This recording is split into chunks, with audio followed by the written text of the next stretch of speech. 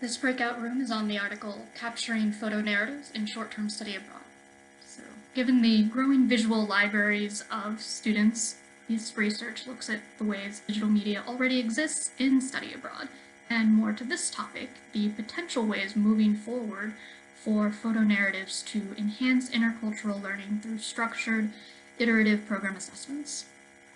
The study covers photo narratives from 8 students with 80 total photos that were collected and analyzed to understand the existing student experience across 8 short-term study abroad programs from 3 different institutions in Texas, and specifically examines those narratives based on content and composition, intercultural growth, and connection to planned program activities.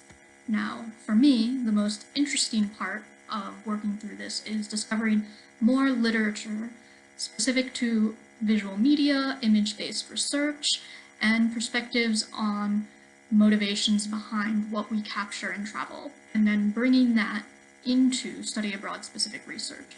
While we often look at alternative methods of documentation in study abroad, there are ways we can better focus reflection and push students to not just capture a moment, but to go back and engage with those moments. And while the article itself details this process, perhaps the benefit of this video is seeing and hearing their voices for yourself.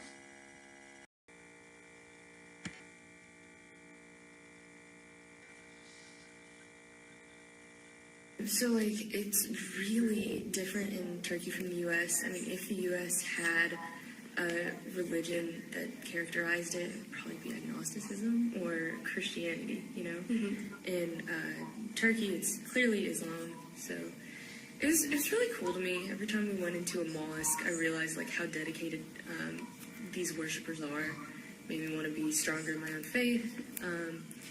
And so here's me in a mosque with the head covering, and like I said, there was a real push to blend in, because it wasn't that desirable to stand out as an American in Turkey.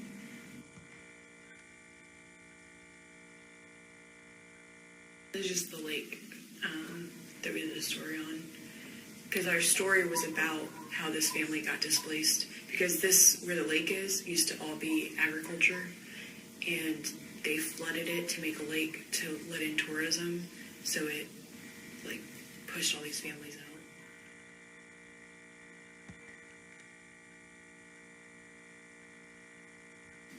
We're in the bus and we see this building, and there's I don't necessarily know if you can see him here. It might be this little guy in the white behind the gate, but there's armed guards who are pacing back and forth, very similar to kind of how the guards at Buckingham Palace in England, very ornate uniforms, standing guard and everything, and they would pace.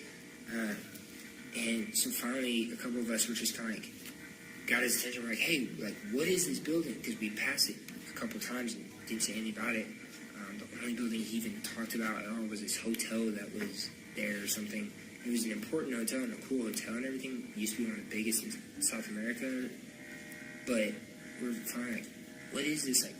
Why is there these guards and everything there? I mean, obviously it was kind of important. He goes, oh, that's the presidential palace. And then he immediately just starts talking about his parents' voting behavior or something years ago and stuff. And so we're like, oh, so, and I mean, we were just joking, but oh, so it's the most important building in Peru. Now, there were a variety of photos and narratives that touched on different points of intercultural growth.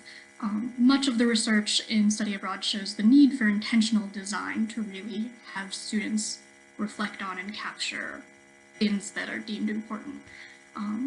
What this offers, particularly with the case of the Mexico program, is an example of iterative design. So having students work more directly with locals in host locations, wording prompts to push students to reflect more deeply, and offering feedback throughout the process so that they go out again and again and re-engage with those experiences while they're abroad, and not just as a summative, reflective assignment when they return.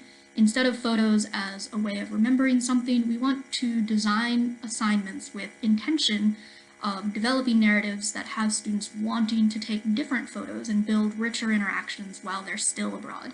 So activities and prompts can influence what students deem important to capture and think about, and feedback can help students re-visualize what photos might and could be, as opposed to the usual daily journals or summative photos, collections where students are reflecting after the fact. Better to have those moments abroad prompt them to take the photo as meaningful to share.